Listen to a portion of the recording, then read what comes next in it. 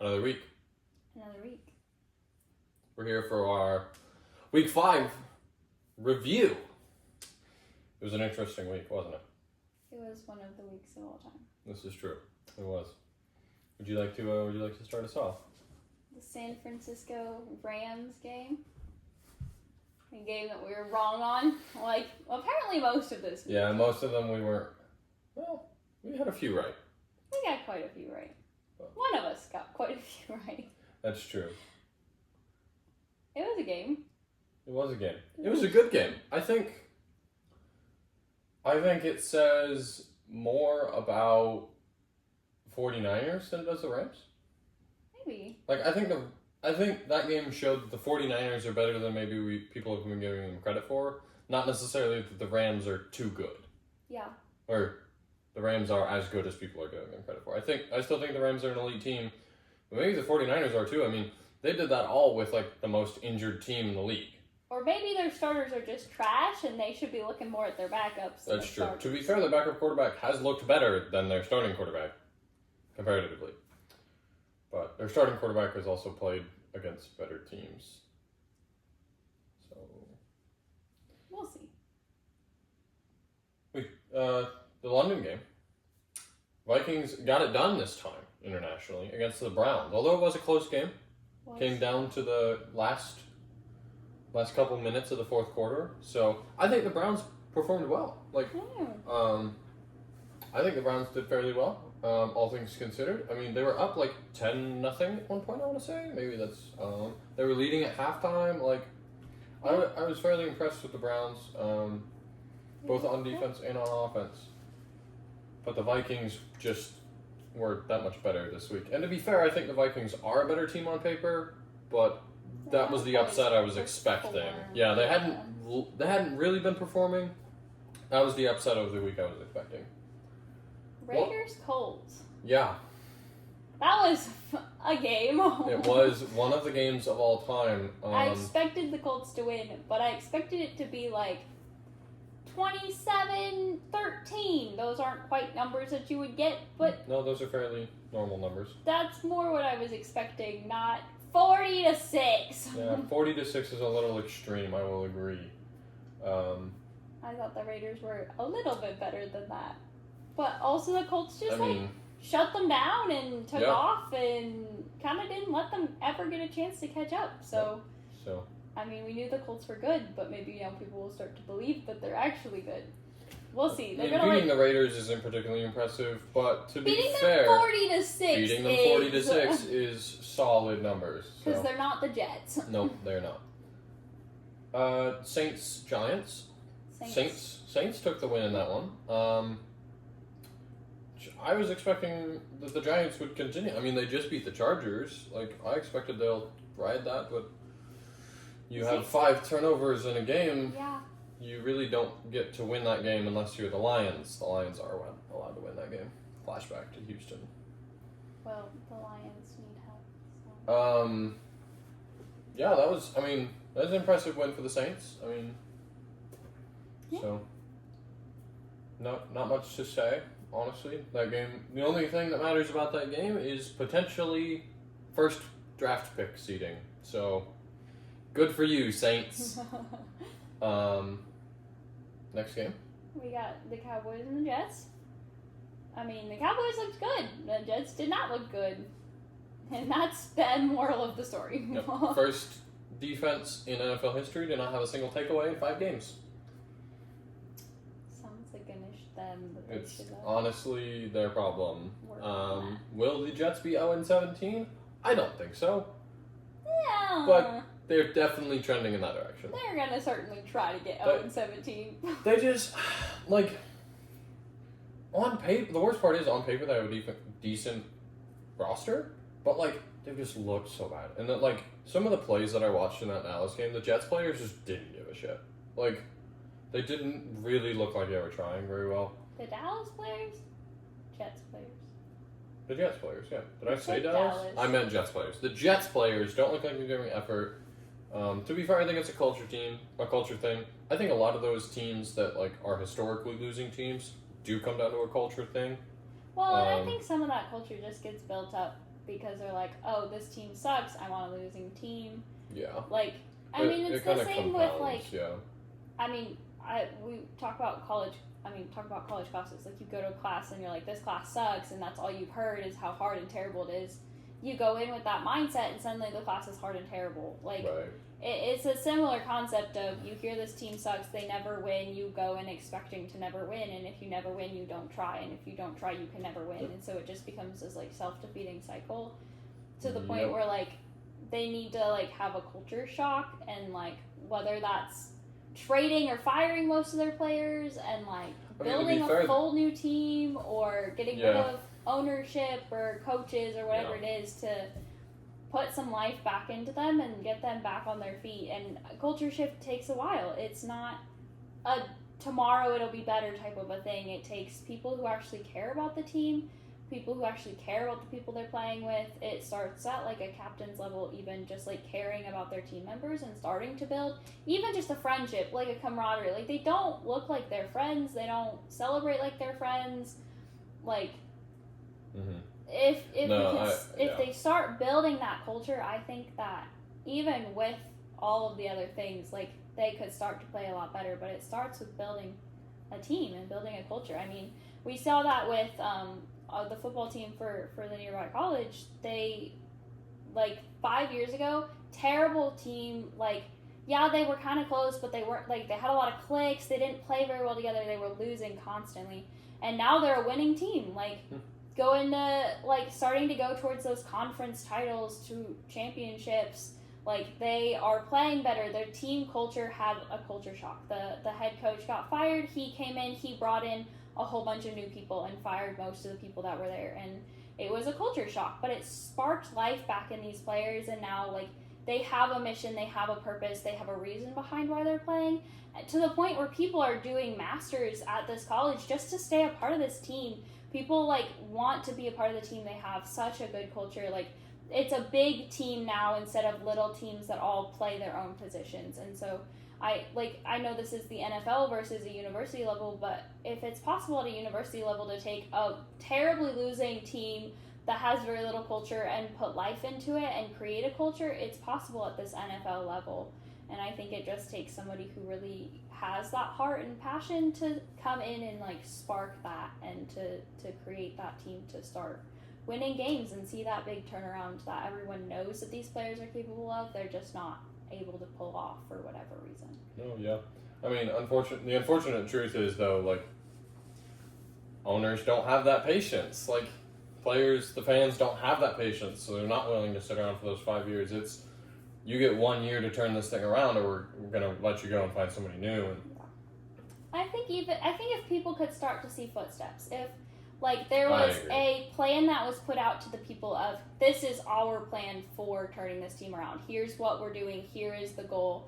If people knew what they were looking for, if they could see that there was the start of a change, even in just how their players are playing. I mean, you said they looked dead, they didn't care. If you could start to see the players, like, caring, if suddenly every drive, yeah, they may not be winning, but instead of losing by goose eggs, they're putting points up. Suddenly games are starting to be closer. Suddenly maybe they have a win here or a win there, and they start to gain this momentum. If they can see that, I think coaches stick around a little bit longer when they can see. It may only be another year, but, like, it's not they're getting fired in the middle of the season and a new head coach is being brought in kind of a deal. Like, people are more willing to extend a little bit of extra time. It isn't years of extra time, but it's another game when they start to see that. So, Broncos defeating won. the undefeated. I called that one. You did. I was very confident. The Broncos just want their wins. They come out, they come to win. They don't always win, but when they're playing, you can see that they want it. Their team is going for it. They look alive on every play. And the Eagles, they've been winning, but, like, why? Like, they're kind of just lackadaisical. Like, it feels like they just keep tripping and falling and winning, and, like, the other teams are trying, but I think the Broncos are better than the other teams that the Eagles have played, And I think that meant that with that heart for that desire to win, as well as the fact that they are just better than some of these other teams, meant that they actually were able to pull off that Eagles win. No, that's fair. They didn't dig themselves a 14-0 hole to start the game. Yeah, that also helps. No, that's fair. I expected the Eagles to win. I didn't want the Eagles to win. Don't get it twisted. I'm very glad that the Broncos won. But I did expect the Eagles to win. I expected them to get some things fixed. And to be fair, I think they did fix some things. I mean, their passing attack looked way better. And then Saquon Barkley had like 5 carries. I don't know why. But, whatever. They need to get it figured. Eagles need to get their shit together because this isn't going to work in the playoffs. Like, going from no second half passing yards in the Bucs game to Saquon Barkley had a total of 5 carries isn't gonna work. Yeah. Like, that kind of thing. They need a little bit more balance in game. Like, each game needs to have a balance of it. But, yeah. Dolphins, Panthers. Yeah. Glad the Panthers won. Don't think the Dolphins would have deserved to win. I don't think they're very good. Another story of Tua choking. So. Yeah. Dolphins aren't very good. Long story short. The Dolphins need a new quarterback. The Dolphins have potential. Like, I feel like they have the potential to be good, but their quarterback is, like, high on something, I think. Like, I think... in all honesty, I think Tua is, like, a fairly average to above average quarterback. The problem is so many people and the coaches and everyone, and even he, thinks he is elite. So then they go into this game with the expectations of he is going to have those clutch plays where he just clearly doesn't. He isn't that clutch. I mean, there's multiple games this season he has just failed to get those fourth quarter drives. And I think that's the type of quarterback you have. And I think people need to start being a little bit more realistic with who their quarterback is. Both the coaches, the players, the fans, even Tua himself. He's not a Patrick Mahomes. He's not a Lamar Jackson. He's not a Josh Allen who can just be Superman if you need. Like, we need something to happen. Those 3 will go out and make it happen. Whereas the Tua tries and it doesn't. He hasn't proven it. Like, I don't know. I think they need to move on from Tua. Or they either need to move on from Tua and pray they get someone who is elite, who can lead them, because they have the roster for it. They have a good enough roster that if they have that elite quarterback, they're in a good spot. Or they need to take a step back and go, okay, our quarterback's average. They need to adjust their expectations. We need to adjust our expectations, and we need to get pieces in other places, right? Yeah. A little bit better offensive line.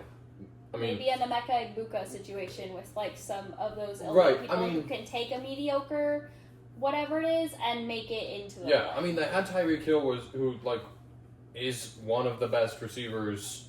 And he was making plays. He was making plays. And now he's out. So how do you adjust? But, like, if he doesn't come back, you definitely are looking for that next receiver. But, like, even if he does come back, like, getting Tua another, like, reliable, consistent target so that he doesn't feel like he has to carry the team on his back. I think that's what they should be looking for. But Houston Ravens. Houston won. I expected this to be a closer game. It was not a close game. No, it was 44-10 is not close. I expected the Ravens to do a little bit better than they did. They kind of just, like, didn't show up and do anything. No, they really didn't. Which, to be fair, they have a lot of injuries, just like the 49ers do. I mean, Lamar Jackson himself was out, which didn't help at all. I think Cooper Rush threw, like, 3 picks. I mean, this is a new quarterback coming in to take over this team. They're going to have some. He's new to the program. He is not a new quarterback. He is new to a program. It's I'm still aware. new. There's a lot to learn, a lot of culture to learn. Like, suddenly there's a lot of pressure to be Lamar Jackson. That's not true. Like, if he's being told you have to be Lamar Jackson and that's not his play style, like, that's going to throw him off too. I don't think anyone's telling him he needs to be Lamar Jackson, but at least when he came in, I definitely think there was an expectation of, you need to hold down the fort. You need to, because Lamar I assume he's going to be out next week. We haven't officially heard. But if Lamar's out for next week, that's 3 full weeks that Cooper Rush will have been playing. Like, I would wager the expectation going into it was, hey, win 1 game, win 2 games, right? He looked better this week than last week. A little bit. Did he? I don't know. I didn't pay super close attention to last week, Cooper Rush, but definitely didn't look good in this game. No, Houston kind of just ran over them. And if it were me, I'd keep Lamar out for another week. I mean, at this point, you're 1-4. I don't think this is salvageable for the season. I'd keep Lamar out for another week, get him on the bye week, get him back after that, and then get him fully healed up so he can come back. Right, and yeah, sure. At that point, you'll be 1-5 with 11 more games to play. Technically, that's doable. Do I think it'll happen? Probably not. But I mean, my expectation would be get Lamar back after the bye week, go in a couple games. Like, just feel a little bit better about the team, go in a couple games. They just signed a new corner. The corner that Houston releases, C.J. Gardner-Johnson. I mean, I don't think that's going to help, but we'll see what happens. So, yeah. Titans, Cardinals. This was a game. This was a game. The Titans, like, the end of the game was fun. It was fun to watch them, like, look alive for the first time this season. Like, they played so well at the end, like, to the point where I was like, if they play like that regularly, who knows what they can do. Like, it was the first time they had energy. Like, they were making some of the wildest plays happen. Like, some really good looking from the quarterback perspective. I mean, Cam Ward looked great in that game. Yeah. Like, outside of the one pick he threw, which I think that was deflected. I'm pretty sure that was tipped, but I mean, he looked great in that game, that second half at least. But it was funny. There was the whole, like, let go of the ball at the end zone thing, right? I don't remember who it was. The, like, fumble that it was the other into running back. No, the fumble where the guy just dropped it right before the goal line. Oh, the Cardinals one? Yeah. And I said to you, as soon as that happened, I said, well, you know what? At least they're up 21-6, and they probably won't lose the game because of this fumble. Lo and behold, 20 minutes later, they've lost. 20 minutes later, they just lost, and arguably it was because of that fumble. Like, that fumble started the spiral. I think that fumble lit a fire in the Titans. Yeah. And then the Cardinals gave up. They were like, well, that was stupid, and then they just stopped. I don't know how much the Cardinals gave up. I mean, I definitely think the Cardinals may... They started making dumb mistakes again after that. I will agree. If they made some errors after that. Like, if it was water off the duck's back and they had kept playing like they had the rest of the game, I don't think the Titans would have come out with the win. No, probably not. But they started making dumb mistakes. They started turning the ball over, throwing interceptions, fumble, touchdown. Did we watch the same game? I'm mixing up my games probably, but they started making dumb mistakes. The only other, like, true mistake that the Cardinals made was the interception turned into fumble turned into touchdown. Other than that, the Cardinals just got shut down on offense. They also kind of just gave up on offense. Well, I'll agree with that. And their defense was certainly slacking if they were letting Cam Ward throw passes like that. I'm not saying the Cardinals didn't play mistakes. Worse. Don't make it sound like that. Shutting down is a dumb mistake. Anyways. It's long story short, that was one of the upsets. That was a fun upset to watch. There was a friend of mine who lost last week in his Survivor League. And he told me this week that 3 of the remaining 4 players lost because they picked the Cardinals this week. So their Survivor League had ended in week 5, which is just insane. Crazy, yeah. But Bucks, Seahawks. I thought the Seahawks could pull off a win. To be fair, if Sam Darnold doesn't throw that horrific interception, the Seahawks probably won that game. To be fair. Because, and I will say horrific, like, sure, I understand. He was getting attacked by Antoine. He was getting, the ball bounced off Logan Hall's helmet. Whatever you want to say. But if you look at the film, Cooper Kupp wasn't open. He wasn't even close. Like, it was a bad decision from the start. Hitting a player off the helmet, getting sacked, whatever. Bad decision from the start, and it cost them the game. Yeah. Unfortunately, some bad interceptions don't cost you the game. That one sure as hell did. Yeah. I mean, you cannot have that pick. And if I remember correctly, there was even another open guy, which I understand the pocket's collapsing around you need to get the ball out. But man, that was not the right pass to make. Interception or not. But honestly, these are two elite teams. Like, neither of their defenses played particularly well. But honestly, I'm giving that credit to the offenses just being that much more high-powered than their defenses playing bad. I mean, if you look at some of those catches for both, Emeka Egbuka and JSN, like, those were hella contested catches. Like, those were just good plays on the ball by JSN, by Emeka Egbuka, good throws by Sam Darnold and Baker Mayfield. I don't think either defense played particularly badly. The score sheet will tell you otherwise. I don't think either defense played particularly badly, but they just didn't play. They just didn't play at the same level the offenses offenses did, 100%. And I mean, in the end, there was a point. I mean, I may have even said it last week on the preview show, but I know at some point I had said this game will come down to whoever has the ball last, and it did. Yeah. So I think the Bucs do a good job of those 2-minute plays. I mean, oh my goodness, there's like the clock management, the 2-minute plays. I will say the clock management on the drive before the last one, the touchdown to Sterling Shepard, that was poor clock management. But it's also possible it was like it's open. I'm going for it. I believe it was a scramble drill. Yes, but like still, or like the decision not to go for 2 points, like. Because if it were me, and I'm Todd Bowles, I'm thinking in my head, I want this game to end with the ball in my hands. I would rather lose because we failed to convert on offense than lose because we gave them another chance. Just straight up how I'm wired. I think that's how Bowles is wired from what I've seen. So I would have much rather have taken a little bit more time on that second to last drive, gotten the touchdown as minutes close, and then gotten the 2-point conversion. It's possible that was the plan, and then in-game what plan happened. Like, no, I 100% agree. But if you're gonna go fast, you have to just go fast. Yeah. Like, you can't be like, maybe we'll go fast, but like, you just have to decide. No, for and sure. if something like that opens up and you can go fast, you just go fast. Nope, that's true. I mean, yep, points on the board is what matters at the end of the day. So, at the end of the day, we got the dub, so I'm not going to question any of the judgment, but I would have played it a little bit differently. So that's fair. Lions, Bengals. Lions win. Enough said. The Bengals are garbage. They picked up Joe Flacco, who is officially the starter for this week against the Packers. And you know who beat the Packers last time? Joe Flacco. So we'll see if he can pull it off again. Could you imagine, though, like, if that happened? That would be, like, so funny to me.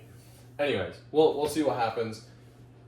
I was talking about it with another friend of mine. Like, I don't think Flacco... I agree with the choice to get a new QB. Jake Browning has looked bad. However, I think there were better QBs on the market than Joe Flacco. Like, honestly, I feel like Russell Wilson is who I would have targeted. You have two amazing deep threats in T. Higgins and Jamar Chase. Just get Russell Wilson out there and let him huck the ball like he did against Dallas. Like, that's what I would have gone for. Maybe the Giants weren't giving him it, but I'm sure there were things behind the scenes that weren't expressed to the point where that was the best option that they had. Yeah. So, Patriots, Bills. You missed the Chargers Commanders. Oh my goodness. Chargers Commanders. Significantly less exciting game. Yeah, the Commanders walked away with it. Commanders did. Are the Chargers frauds? They might be. The Chargers may be frauds. To be fair, they've had a lot of injuries. I mean, they're missing 2 of their offensive linemen. They're missing their best defensive linemen. They are now down 2 running backs. They have a lot of injuries. So does every other team. But so does every other team. And I can tell you for a fact, this is not the same team we saw play against the Chiefs. The same team that beat the Broncos. Yeah. This is very clearly a different team. Injuries or not. Like, they just didn't look good in this game. And they didn't look particularly great last week either when they lost to the Giants. Like, and I think in both of those games they had a lead, didn't they? I believe they started with a lead in both those games. Maybe the Giants started with the lead. I don't remember. They had a lead in this game and then gave up like 37 unanswered points. That's what it felt like. I don't know if that's how much it was. Yeah, it was pretty close to that. But, I mean, the Chargers may be frauds. I don't really. We'll see. We'll see how that shakes out. We will see. I feel like we can't predict much beyond a week at this point. No, not really. Because every team has looked super good and every team has looked super terrible except for like the bottom 5 teams. Who have all like, just looked every bad. week. Yeah. So, no, that's fair. Which... The only team... No. There has been one team, 2 teams, that have looked consistently good all 5 weeks. The Rams and the Colts. It's true. I think those 2 teams... Granted, the Rams didn't have the greatest first half against San Francisco. But all things considered, those 2 teams have been the most consistent. Well, consistently good teams. We've had a lot of consistently bad teams. Like, I mean, it does say something about the fact that all of these teams feel so on par with each other. No, 100%. Like, I mean, that's the whole point of how the draft works, is to even out teams so there's not one team that just dominates the league for 100 years. No, I mean, this year, I mean, clearly, I mean, literally, who do you pick as your Super Bowl favorite at this point? Because honestly, there's 6 of them. The Colts. Like, there's literally like 6 teams that could win the Super Bowl. Like, you can't change my mind here. There are a lot of good teams. And there's so much room for upset. Like, and there's so many teams that have, like, performed poorly so far, but are still, like, you can't rule them out. Like the Chiefs. The Chiefs are 2-3. They haven't looked very good. But you know what? They're still the frickin' Chiefs, and you can't rule them out. Like, yeah. As much as we all hate to say that, like, genuinely, I would love it just as much as all of you if the Chiefs didn't make the playoffs this year. Right? Knock them down a peg or 2. But genuinely, you cannot rule the Chiefs out. Like, no, and it's frustrating because I don't like them. I think the Ravens we can rule out. Because between injuries and their record, I think they're done. But we'll see.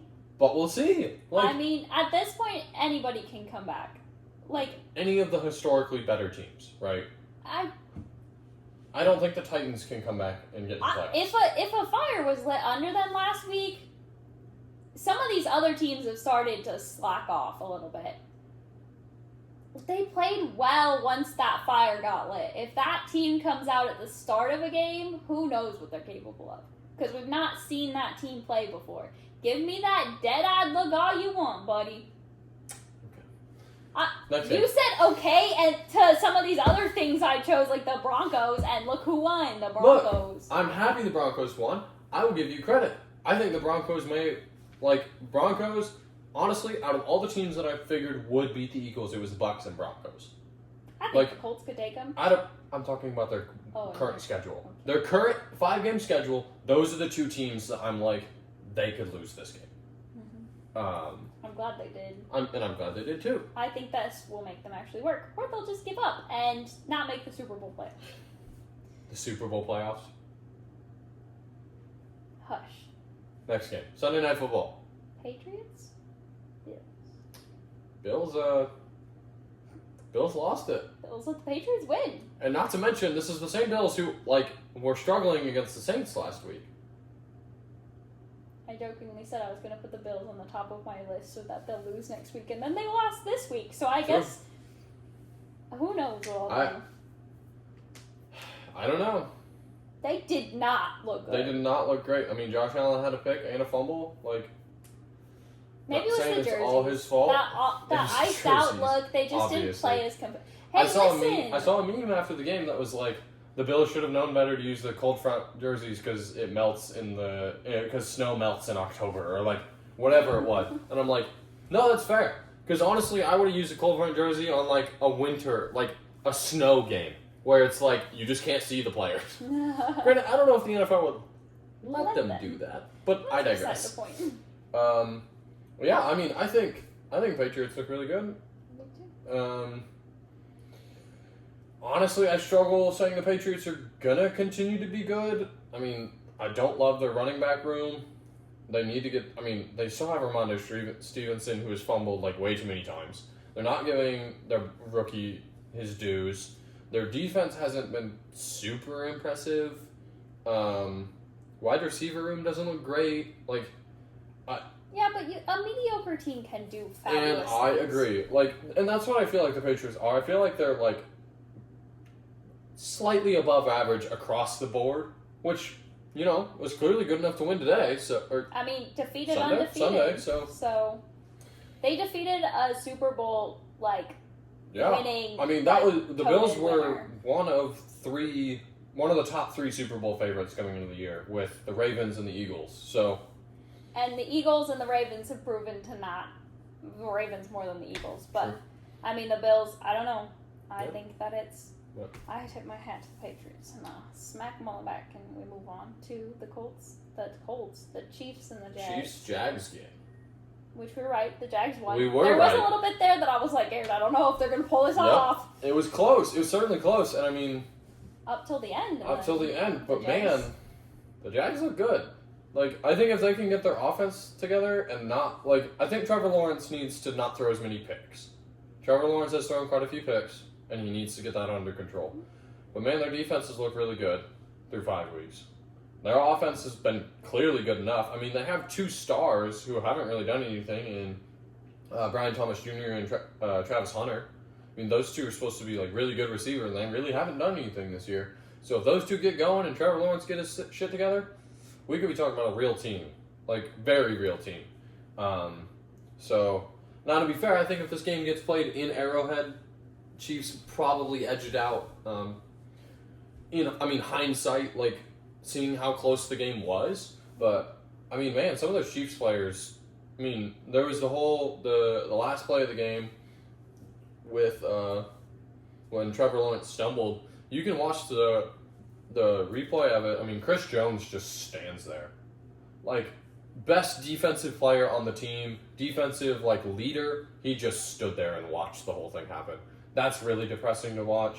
There was one Chiefs play. Feel like they're falling apart from the inside out. Yeah. Like there was one play, and I cannot find the clip anymore. I watched it in a full length YouTube video, and then I tried to find the clip by itself, and I just couldn't. I couldn't tell you what the video was. But there was one play. It was an offensive play, and man, Travis Kelce just stood there and watched the play happen. Like, he was out wide. I think it was a running play. Like, so to be fair, he technically isn't doing anything. But man, I don't think he moved.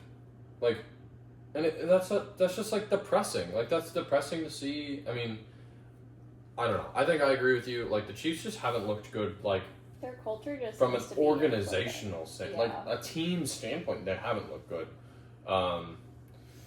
So I don't know. They need to get it together. I mean, I don't know who's going to get it together. I mean, historically, it's been Patrick Mahomes that has held this team together. Like, he looks done. Like, he does. He looks exhausted in the game. I mean, because if you think about going back to the game, Patrick Mahomes' first couple years, he had an elite team around him. Recently, the past 5 years, even past 3 years, the Chiefs haven't looked very good. Yeah, they've been to the Super Bowl still, but they just haven't looked super great as a team. But even the couple years before that, Patrick Mahomes is very clearly carrying this team, and I think this season is proof that he can only carry them so far. The Chiefs roster that they have around them, just around Patrick Mahomes, just isn't great. It's okay. I mean, it's done the job a couple times, but man, you beat the Giants and the Ravens. Good for you. You're losing to winning teams. And I don't know. He looks exhausted. Yeah. I mean, the Chiefs have to play the Broncos twice still, and the Chargers again. I just don't. I don't see them winning any of those games. To be fair, the Chargers have been on a decline, so they could win that game. But I don't see them beating the Broncos in either of their games. Well, and not with the way they've looked. If it looks like another culture issue. Yeah, I think I agree. It looks like he is just the team has kind of shifted to be the Patrick Mahomes team spotlight. It's built around him, and that's not. I mean, one, that's not sustainable for an organization. Period. No, it doesn't matter if you're the head of Apple or the head of a winning football team. You cannot have an organization built around one person. Yeah. And then when that one person is starting to get exhausted from carrying the community of this team, I mean, there's so many clips of like people having fits on the sideline, of coaches getting shoved by players, of people that are just like, these captains on the team just look exhausted. They look like they've been carrying this team, this load, this emotional like leadership load for so long that instead of fixing the problems, they're just like carrying the problems to the point where like they just look exhausted. They look exhausted from carrying their team. These like high talent guys, like Travis Kelce is a good talented player, but he looks exhausted in his playing. He's making mistakes that, like, I don't even remember him making 5 years ago when they went to the Super Bowl. Like, mistakes that he shouldn't be making realistically. And if it's coming down to this culture issue of he is just so exhausted that he's carrying so much that instead of being able to take those steps and just play the game that he loves enough to have done for, like, his professional life, like, what is there?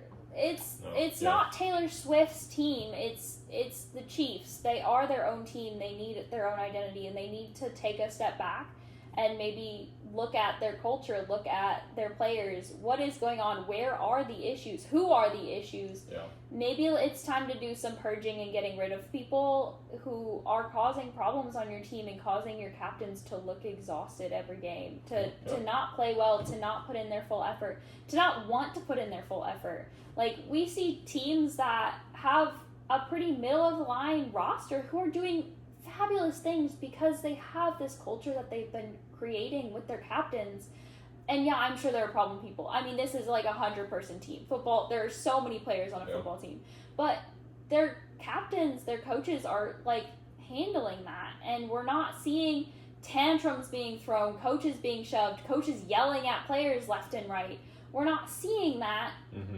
We're not seeing clips of people going, oh yeah, look what happened after this person made a mistake on the sidelines. Like, look at how the coach reacted. We're seeing these teams that are celebrating together, that are running around, that are hyping each other up, that are offenses celebrating defenses, defenses celebrating offenses, and they're doing fabulous things even though on paper they have maybe a middle-of-the-road level of talent. And that's, like, a culture can do so much for winning and losing, and when your captains are too tired to put in the energy and the effort to play well for your team, when they don't have that hunger to be the best that they can be and to push everyone around them to be their best, you gotta take a step back and figure out what's causing that. And it's probably not the quarterback or these captains' fault that they look exhausted. There's something else going on, and firing your quarterback and bringing someone else in isn't going to fix the problem. I mean, we see that with the Jets. They fire people and they bring someone else in, and it hasn't fixed anything. They're still a losing team that's falling apart left and right. It's time, like, you have to take a step back, and who is the problem? Maybe it is your most talented player, and yeah, getting rid of them is going to cause backlash, and it's going to hurt the team for a little bit. But if you can bring in a mediocre player who helps your team grow as a team and as people first, rather than maybe being the most talented player first, like, that's what you want to see. You're going to see more growth out of your players on and off the field. You're not going to have players being suspended for stupid things, for driving under the influence, for, like, all of these things. Hold on now. Rasheed Rice was not under the influence. He was just recklessly driving. Okay, you're not going to see that in teams No, where I agree. Where you have this culture of be the best that you can be. Yep. Driving recklessly is not the best that you can be. You're not going to see these, like, headlines of people killing people in car crashes because the team around them isn't going to stand for that. No, I agree. So, I definitely think, like, don't get me wrong, I think Patrick Mahomes is an elite quarterback, but the team around him is certainly not helping him be that, especially these past couple of years. So we'll just have to see. So, and we hope to see you next time in posted tomorrow for the Week 6 preview. Some good games, some power ranking switch ups as always. Don't forget to like, comment, and subscribe. Tell us how wrong we are in the comments. We love discourse. We will see you all next time. Or however you are.